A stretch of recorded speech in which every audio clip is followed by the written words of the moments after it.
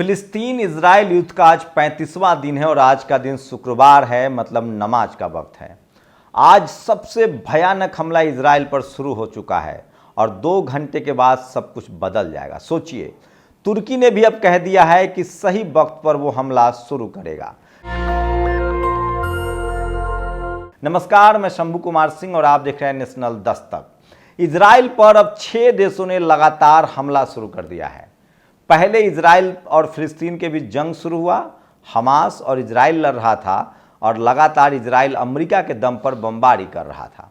उसके बाद जैसे ही उसने अत्याचार की हदें पार की, महिला, बुजुर्ग, बच्चों को मारना शुरू किया, 20 लाख फिलिस्तीनियों को बेघर कर दिया, उसके सर से छत छीन लिए, उसके बाद दुनिया को समझ में आने लगा कि आतंकी हमास नहीं, फिलिस्तीन नहीं, इजराइल है।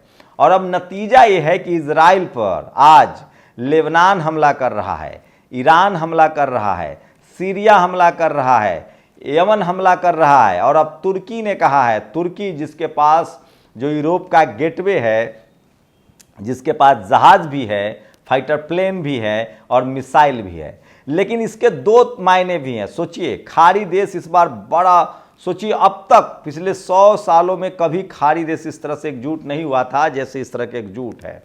दरअसल अमेरिका के 13 हवाई ठिकाने हैं खाड़ी देशों में, सैनिक अड्डे हैं और खाड़ी देशों ने अब तय किया है कि वो 12 तारीख को, 12 नवंबर को, मतलब रविवार को बड़ी बैठक करने वाले। उसके बाद तय किया जाएगा कि इजराइल का क्या करना है। खाड़ी देशों ने अमेरिका को साफ साफ 2 टूक कहा है कि या तो इजराइल का साथ छोड़ो या फिर अपने सैनिक अड्डे समेटो या उस पर हमला के लिए तैयार हो जाओ।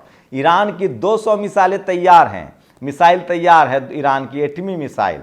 बस ईरान इसलिए हमला नहीं कर रहा है कि अगर वो 13 खाड़ी देशों में अमेरिकी सैनिक अड्डे पर हमला करेगा तो बिना उनकी सहमति के उसको उस देश पर हमला माना जाएगा। इसीलिए इसकी बैठक होगी 12 नवंबर को और खाड़ी देश लगभग मन बना चुके हैं कि वो अमेरिका को कहेंगे कि अपना बोरिया बिस्तर समेटो और इजराइल का साथ छोड़ो, और अगर इजराइल का साथ देना है तो हमारे यहाँ से निकलो। उसके बाद हमला शुरू हो जाएगा। लेकिन इजराइल पर तो हमला शुरू हो चुका है, लेबनान का हमला शुरू हो चुका है। सूत्र बता रहे हैं वहाँ से और तमाम गोदी मीडिया भी चला रहा है कि 5000 इजरायली सैनिकों को बंधक बना लिया गया है। वहीं यमन के हूथी 1 लाख हूथी जो हैं, उन्होंने चारों तरफ से इजराइल को के सीमावर्ती इलाकों को, जो तटीय कोस्टल एरिया, उसको घेर लिया है और सीरिया लगातार हमले कर रहा है। उसके बाद आपको बता दें कि सीरिया के बाद यमन भी उसमें कूद गया है इस युद्ध में और 10 लाख से ज़्यादा लोग जो हैं वो हमास में भर्ती हो गए हैं। तो आज अभी जब आप ये देख रहे हैं, उसके बाद 12 से 2 बजे के बीच में सबसे बड़ा हमला होने वाला है इजराइल पर और 12 नवंबर के बाद तो तय हो जाएगा। लेकिन अमेरिका को वैसे ही संशय हो गया था। दरअसल अमेरिका ने एक झूठी धमकी दी थी कि जो भी देश अगर इजराइल पर हमला करेगा तो हम उस पर परमाणु बम फोड़ेंगे। ये बात रूस को पची नहीं और रूस वैसे ही ताक में था। दरअसल अमेरिका ने रूस को फंसा रखा था यूक्रेन में। यूक्रेन से लगातार रूस जीत नहीं पा रहा था। अमेरिका हथियारों की सप्लाई कर रहा था, नेटो कंट्री सप्लाई कर रहे थे, यूरोप सप्लाई कर रहा था। नतीजा ये हुआ कि रूस वहां फंस गया। अब रूस चाहता है कि यूक्रेन से निपटने से पहले अमेरिका को निपटा जाए और खाड़ी देशों के साथ संबंध बनाया जाए। वहीं रूस इस युद्ध में हथियारों की सीधे सीधे सप्लाई कर रहा है, अपने मिसाइल दे रहा है, अपने हेलीकॉप्टर दे रहा है, अपने फाइटर प्लेन दे रहा है। वो भी दुनिया को पता है कि रूस ये सब चीन की मदद से कर रहा है, नॉर्थ कोरिया की मदद से कर रहा है। तो रूस और अमेरिका के अपने हित भी टकरा रहे हैं। वही अमेरिका ने अब लगभग अपना पल्ला झाड़ना शुरू कर दिया है। तो सोचिए, इजराइल चारों तरफ से घिर गया है और आज कयामत का दिन है और आज शुक्रवार जुमे की नमाज के बाद इजराइल पर चारों तरफ से बमबारी होगी। और सोचिए, 12 नवंबर को ओपेक देश जिसमें गल्फ के सारे कंट्री शामिल हैं, वो सब एकजुट हो रहे हैं। ताज़ा हालात ये हैं कि पहले फिलिस्तीन को बर्बाद करने वाला इजराइल खुद भी अब मार झेल रहा है। उसके तेल संकट खत्म नहीं हो रहे हैं, आर्थिक व्यवस्था चरमरा गई है और बेंजामिन नेतन्याहू के खिलाफ तेल अवीव से लेकर, राजधानी से लेकर इजराइल के तमाम शहरों में प्रदर्शन हो रहे हैं।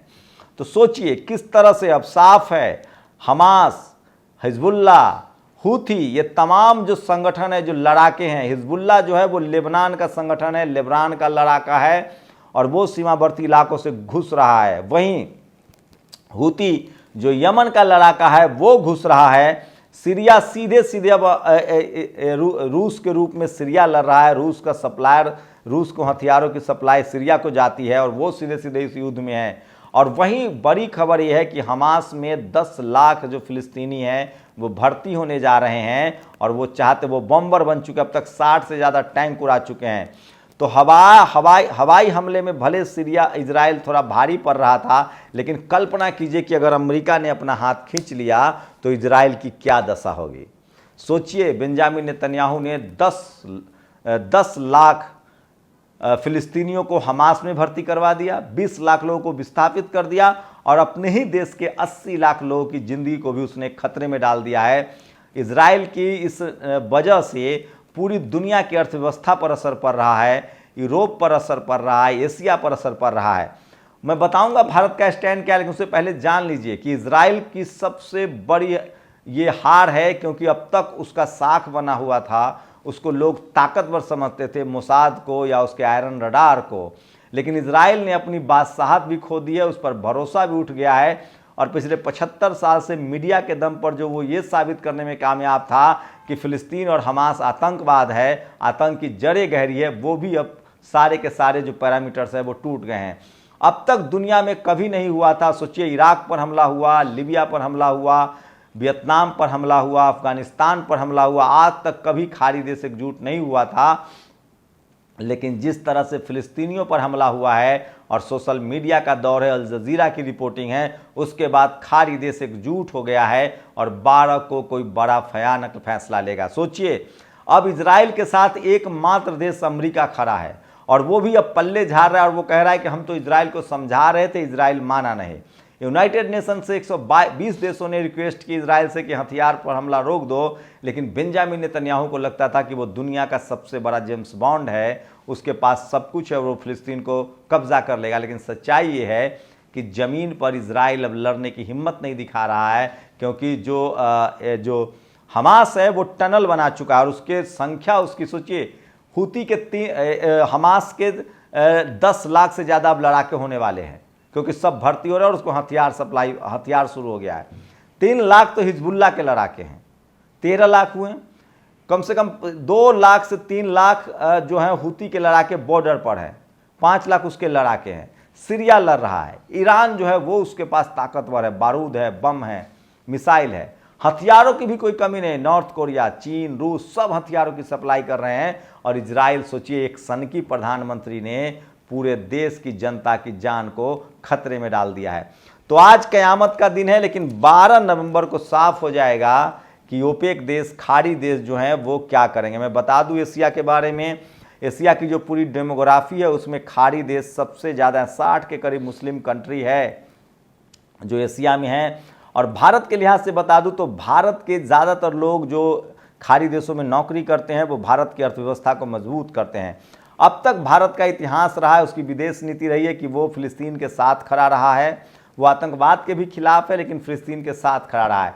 भारत की साख का अंदाज़ा इसी से लगा सकते हैं कि आज तक पाकिस्तान के पक्ष में, जो दुनिया की सबसे बड़ी मुस्लिम आबादी वाला देश है, उसके साथ कोई भी खाड़ी देश खड़ा नहीं हुआ, क्योंकि सारे खाड़ी देशों को भारत पर भरोसा है और उसे लगता है कि पाकिस्तान आतंक की प्रॉक्सी वॉर करता था। भारत के खाड़ी देशों से मजबूत संबंध थे, हैं और रहेंगे। भारत का व्यापार चलता है और भारत सबसे बड़ा एक्सपोर्टर है खाड़ी देशों में।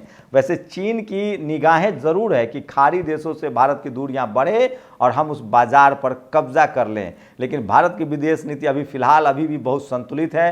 प्रधानमंत्री नरेंद्र मोदी ने पहली खेप भी पहुंचवाई है और उन्होंने यूनाइटेड नेशन में भले वॉकआउट किया हो, लेकिन कहा है कि शांति बहुत ज़रूरी है। सोचिए, जब शुरुआत हुआ था युद्ध का तो भारत में इजराइल के राजदूत ने किस तरह से हेकरी बघारी थी, सेखी बघारी थी कि हमें न मदद की ज़रूरत है, न हाथ फैलाएंगे, हम लड़ने में सक्षम हैं। सोचिए, उसके बाद से अब वो कह रहा है कि हमास को आतंकवादी घोषित किया जाए।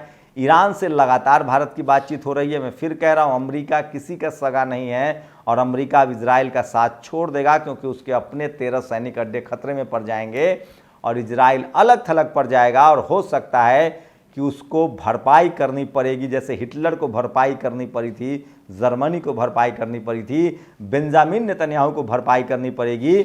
और बेंजामिन नेतन्याहू पर मानव हत्या का, जनसंहार का, जिनोसाइड का केस चल सकता है, देश बदर हो सकता है, इंटरनेशनल कोर्ट में उसको सज़ा मिल सकती है। उसकी सत्ता तो जानी तय है कि इजरायलियों को लग गया है कि इस सनकी ने पूरे देश को युद्ध की आग में धकेल दिया। वहीं ये भी खबर आ रही है, बता रहे हैं, दुनिया बता रही है, तमाम साइट्सों पर लिखा जा रहा है कि अपनी सत्ता बचाने के लिए कहीं बेंजामिन नेतन्याहू ने ही तो हमास से हमला नहीं करवाया था या हमास को प्रमोट नहीं किया था? क्या इजरायलियों को बंधक नहीं बनाया था? आखिर सवाल है कि इतना मजबूत सुरक्षा के बाद हमास घुस कैसे गया, उसके 500 रॉकेट कैसे आए? ये सवाल तमाम बेंजामिन नेतन्याहू से पूछा जा रहा है, पूछा जाएगा। और अमेरिका का साथ छोड़ने के बाद वो अलग थलग पड़ गया। और सोचिए, एक सन की प्रधानमंत्री ने 80 लाख लोगों की ज़िंदगी खतरे में डाल दी और वहीं 20 लाख लोगों को बेघर कर दिया है, 4000 बच्चों को अनाथ कर दिया है, हज़ारों महिलाओं को विधवा कर दिया है और जवान बच्चे बूढ़े मारे जा रहे हैं और पूरा का पूरा फ़िलिस्तीन को मलबे में तब्दील कर दिया है। और इसकी कीमत जो है वो अब इजराइल को चुकानी पड़ेगी। आप अपनी प्रतिक्रिया जरूर दीजिए। शुक्रिया। नेशनल दस्तक की आपसे गुजारिश है कि अगर इसको बचाना चाहते हैं तो नेशनल दस्तक को सब्सक्राइब करने के लिए रेड कलर के सब्सक्राइब बटन को दबाएं, फिर बेल आइकन की घंटी दबाएं। नेशनल दस्तक को बचाने के लिए बहुत ज़रूरी है कि हर खबर को शेयर करें, लाइक करें, कमेंट जरूर करें।